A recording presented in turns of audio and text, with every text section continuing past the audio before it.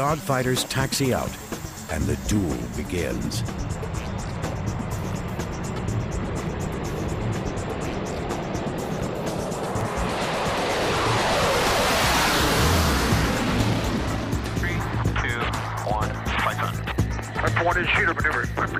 When they're on the offensive, pilots need to stay on the tail of their adversary and lock on target. Trigger down, snap. Defensive maneuvering requires severe G-turns and sudden escape moves. Right. I got sight. Knock it off. In the last exercise, the trainee proves his mettle, turning the tables and getting on his instructor's tail. That was sneaky. See ya. But he must still complete weeks of additional weapons training before he is certified to drop live ordnance.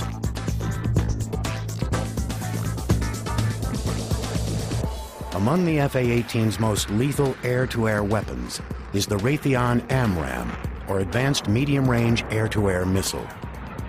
The AMRAAM is capable of being launched at well beyond visual ranges, in any weather, day or night. Its low-smoke, high-impulse rocket motor reduces the chance of enemy sighting and evasion, while its 45-pound warhead can take out any plane in existence. The AMRAAM's self-contained active radar seeker allows the F-A-18 pilot to maneuver immediately after launch without disrupting the missile's path to its target. Just as deadly as the AMRAAM is the AIM-9X Sidewinder. The Sidewinder's strength is for shorter ranges than the AMRAAM. Its tracking device features a 180-degree periscope-like infrared seeker that can spot and chase targets. The AIM-9X earned the name Sidewinder with its vectoring rocket motors, which allow right-angle turns.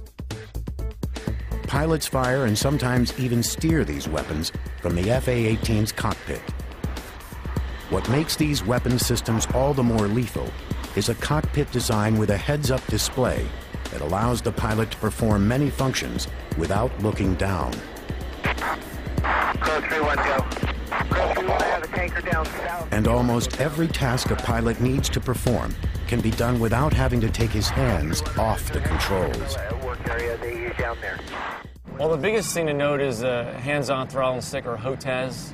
I mean, everything you can do everything with just with your fingers while they're on the stick and throttle. Where the Tomcat was more user-intensive, had to push a lot of buttons, take your hands off the throttle or take your hands off the stick to do certain things.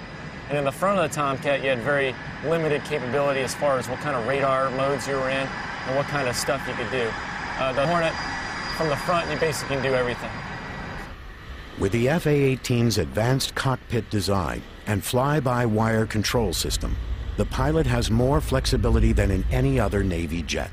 What this aircraft becomes when you go airborne, or even prior to going airborne, it becomes more or less an extenuation of your actual body. I mean, you become a part of this jet, you become one with the jet.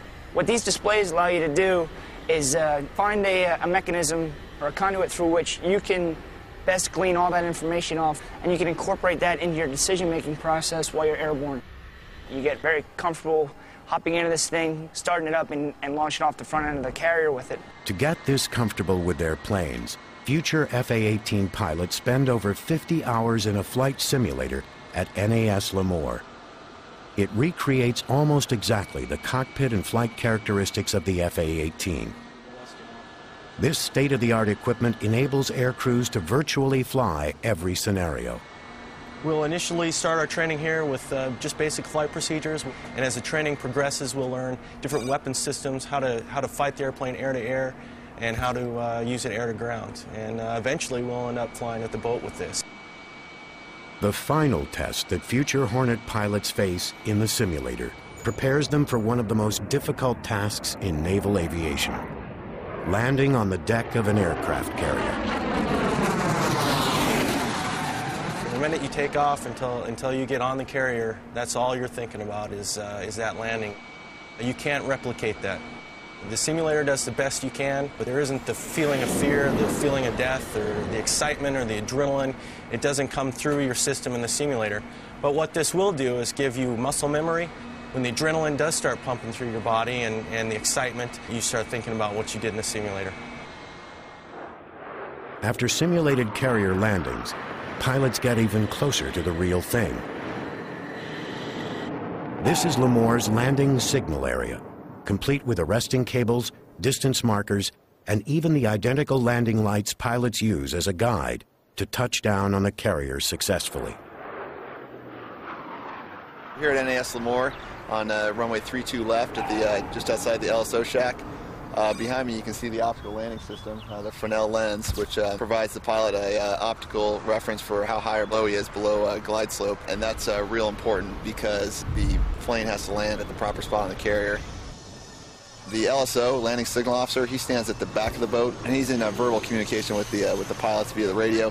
But he also uses this, the pickle. This controls the lens. Pushing this button illuminates the red wave-off lights. So that would indicate that the landing area is fouled, like there's another aircraft in there, or personnel.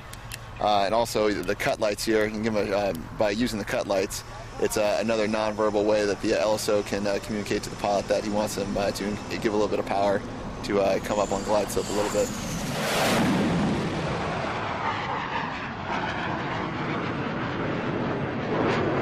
The runway at Lemoire's Reeves Field stretches for 13,500 feet, giving pilots plenty of landing room. On a Nimitz-class carrier, the landing strip is just 500 feet long. To bring an FA-18 to a complete stop, the pilot has to grab or trap one of 4 arresting cables. That means dropping the plane into a 40-foot box, ideally just 2 feet in front of the wire. Without some sort of arresting device, the jet would skid right off. Dropping 800 feet in just 15 seconds, the pilots have to keep the plane's nose up and maintain the correct attitude or angle of descent. Flying in at a minimum of 150 knots to avoid engine stall, FA-18 pilots aren't so much landing the plane as aiming it at the wire. As soon as he touches down, the pilot revs his engine in case he slips the wire. If he misses, he takes off, circling around to try again. During the day, the pilot can at least see the deck.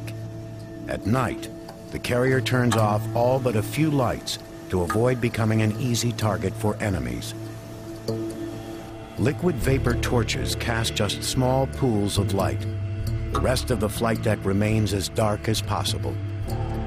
From 3 miles away, the carrier looks like a pinprick of light. There's no way to tell which direction it's moving, and the fatigued pilot's eyes can easily play tricks on him. Pilots returning at night have often been aloft on missions as long as 6 hours.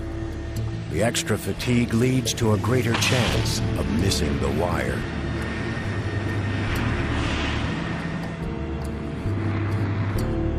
Fatigued.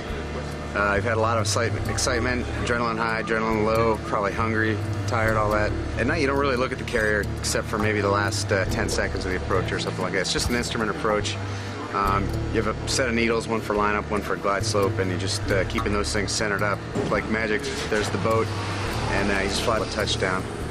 So it's all instrument work, pretty much. And if you keep that thing centered and you keep the attitude on the jet, then you'll grab a 3-wire every time. Day and night, FA-18s and other planes are watched closely in the Air Traffic Control Center, a miniature version of what exists at any major airport. At the very top of the tower, the air boss directs the landings and takeoffs. From his perch, the air boss oversees pilot landings on the aft of the flight deck, as well as launches on the middle 2 catapults. His assistant, the mini boss, oversees the front, where the 2 most active catapults are. All information about the carrier's FA-18s from launch to landing goes through the air boss. It's his job to deal with information, occasionally jotting notes on the wall and windows to keep it straight. He then relays the critical information to wherever it needs to go. The air and mini boss are both aviators. This way they know every procedure intimately and immediately understand a pilot's status. Even the captain of the carrier is an aviator, highlighting the role of the aircraft carrier as a floating airbase. The F-A-18's central role on the carrier is clear from the top of the tower to deep into its belly. This is one of the ship's